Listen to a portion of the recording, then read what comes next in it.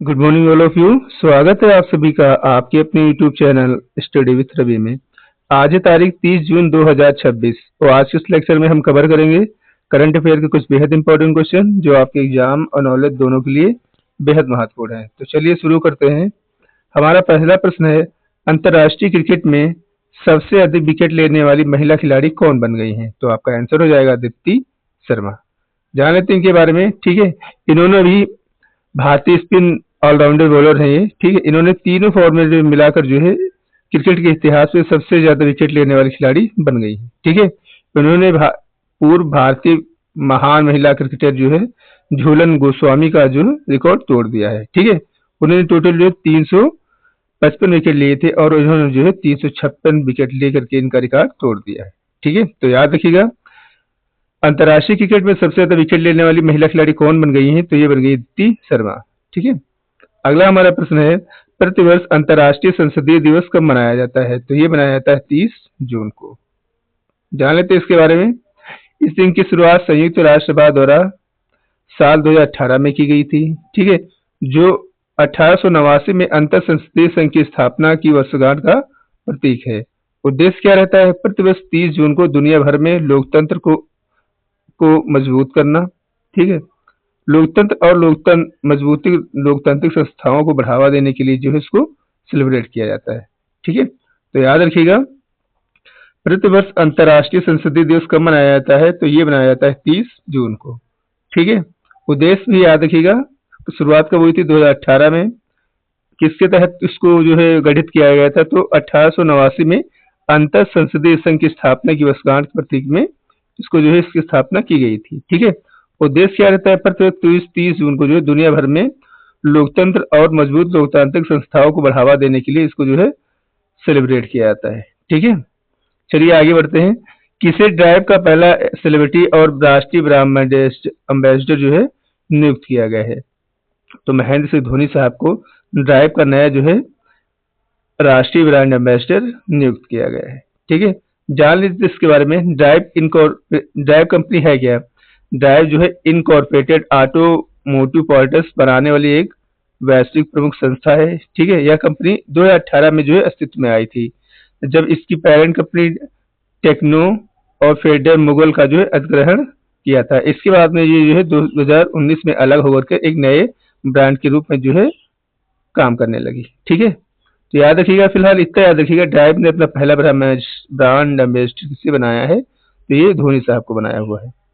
चलिए आगे बढ़ते हैं अगले प्रश्न की तरफ। अगला प्रश्न है हमारा, इंग्लैंड के किस प्रसिद्ध क्रिकेटर ने अंतर्राष्ट्रीय क्रिकेट से जो है संन्यास ले लिया है? तो ये ले लिया है बेन स्टोक्स ने।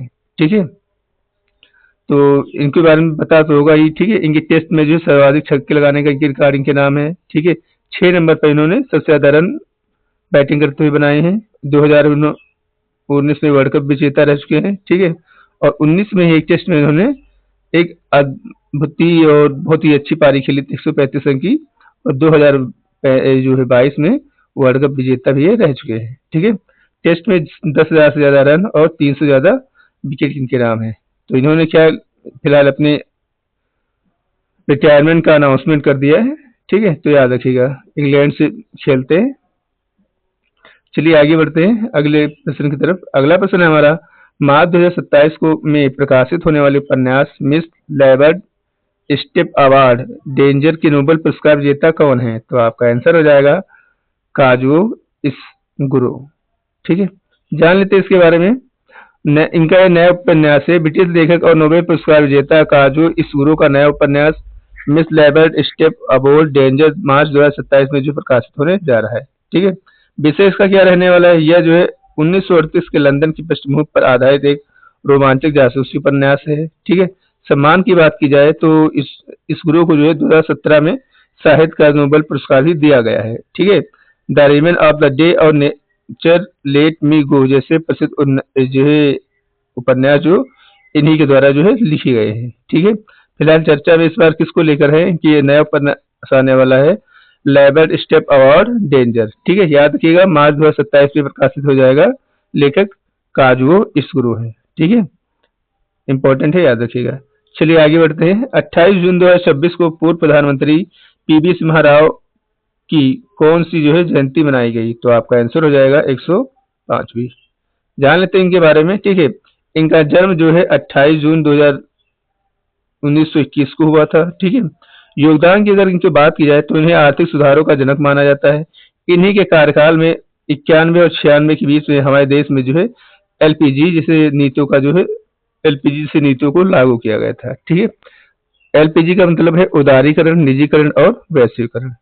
सम्मान की अगर बात की जाए तो इनको 2024 में जो है भारत के सर्वोच्च सम्मान जो है भारत रत्न से सम्मानित किया गया है, ठीक है। एलपीजी जब लागू होती तो हमारे देश के जो है फाइनेंस मिनिस्टर थे डॉक्टर मनमोहन सिंह, ठीक है, ये भी याद रखिएगा। तो फिलहाल 28 जून को 2026 को पीवी सिंह राव की 105वीं जयंती सेलिब्रेट की गई है, याद रखिएगा। इनको जो है 2024 में भारत रत्न दिया गया और ये एलपीजी इनके समय में आया था, ये कभी कभी एग्जाम में पूछ लेता है, इसको याद रखिएगा, ठीक है।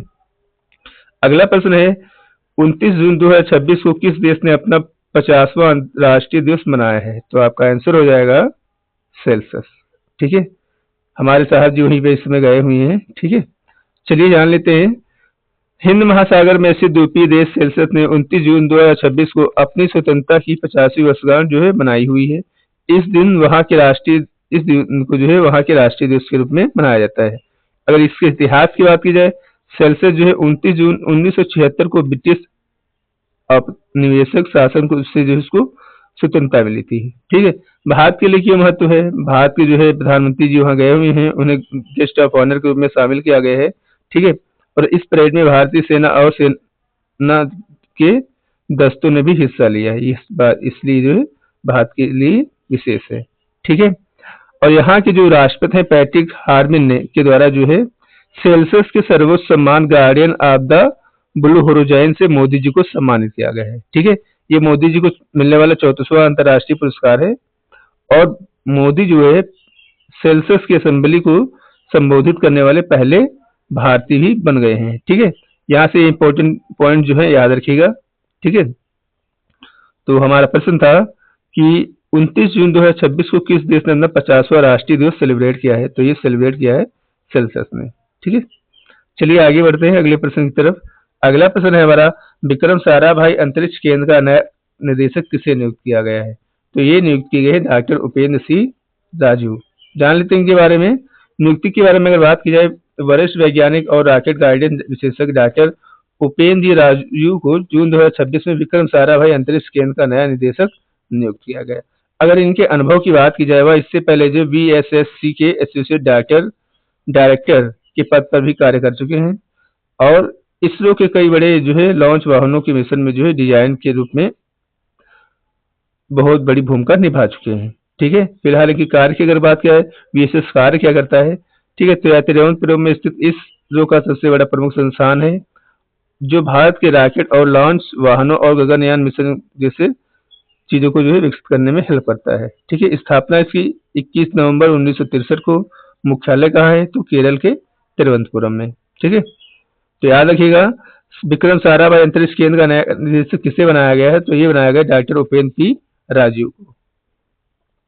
चलिए आगे बढ़ते हैं अगले प्रश्न की तरफ। अगला प्रश्न है हमारा, विकसित धरावट स्थलों के साथ किस देश को आधिकारिक तौर पर जो है यूनेस्को विश्व धरोहर राजधानी के रूप में जो है मान्यता दी गई है? तो ये मान्यता दी गई है इटली को। जान लेते हैं इसके बारे में थोड़ा।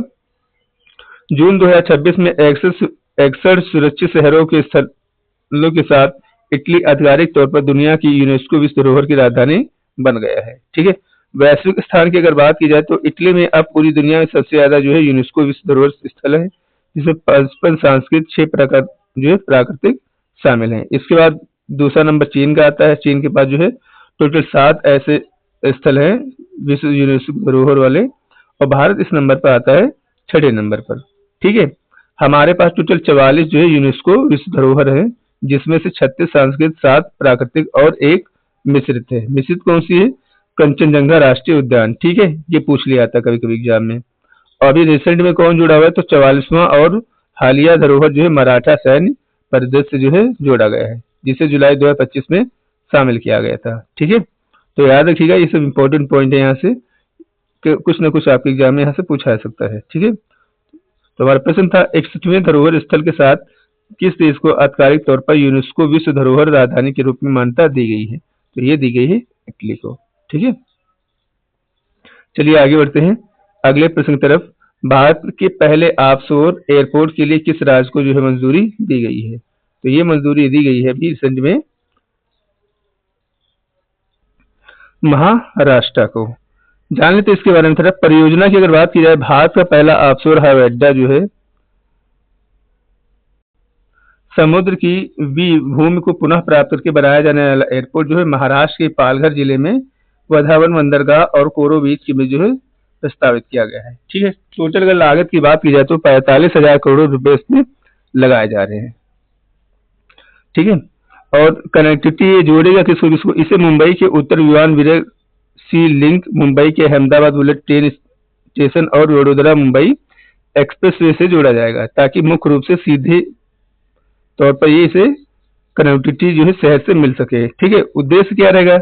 इस मेगा प्रोजेक्ट का मुख्य उद्देश्य मुंबई और नवी मुंबई में मौजूद हवाई अड्डों पर बढ़ते हुए हवाई यातायात के दबाव को कम करना और पश्चिम भारत के व्यापार को व लॉजिस्टिक को जो है बढ़ावा दिया जा सके। ठीक है, तो याद रखिएगा भारत के पहले ऑफशोर एयरपोर्ट का जो है मंजूरी कहाँ दी गई है? तो इसे महाराष्ट्र में मंजूरी दी गई है। चलिए आगे बढ़ते हैं अगले प्रश्न की तरफ। अगला प्रश्न है हमारा, शोधकर्ताओं ने पश्चिम बंगाल की किस नदी में बैक्टीरियम नेताजी नाम की बैक्टीरिया की एक नई प्रजाति जो है खोजी है? तो इसे खोजा गया है हुगली नदी में। ठीक है, जान लेते हैं इसके बारे में थोड़ा। खोज की अगर बात की जाए तो वैज्ञानिक की एक संयुक्त टीम ने पश्चिम बंगाल की हुगली नदी गंगा नदी की एक सहायक से माना जाता है से प्रदूषण खाने वाली बैक्टीरिया की नई प्रजाति खोज निकाली है, जिसे जो है बेकरी बैक्टीरिया नेताजी नाम जो है दिया गया है। विशेषता की बात की जाए तो यह अनूठा बैक्टीरिया भारी धातुओं जैसे आर्सेनिक, लेड, कैडमियम को सहन कर सकता है और कीटनाशकों व रंगों में इस्तेमाल होने वाले जहरीले औद्योगिक रसायन को नष्ट करने में क्षमता रखता है। नामकरण की बात की जाए तो इसका नामकरण जो है महान स्वतंत्रता संग्राम सेनानी जी नेता सुभाष चंद्र जी बोस जी के सम्मान पर रखा गया है। ठीक है, तो याद रखिएगा पश्चिम बंगाल की किस नदी में जो है बैक्टीरियम नेताजी नाम की नई बैक्टीरिया की नई प्रजाति खोजी गई है? इसे जो है हुगली नदी में खोजा गया है। चलिए आगे बढ़ते हैं। तो आज के सेशन में इतना ही। अगर आपको सेशन अच्छा लगा है तो वीडियो को लाइक कर दीजिएगा, शेयर कर दीजिएगा और हमारे चैनल को सब्सक्राइब कर लीजिएगा। मिलते हैं अगली क्लास में, तब तक के लिए टेक केयर, बाय बाय।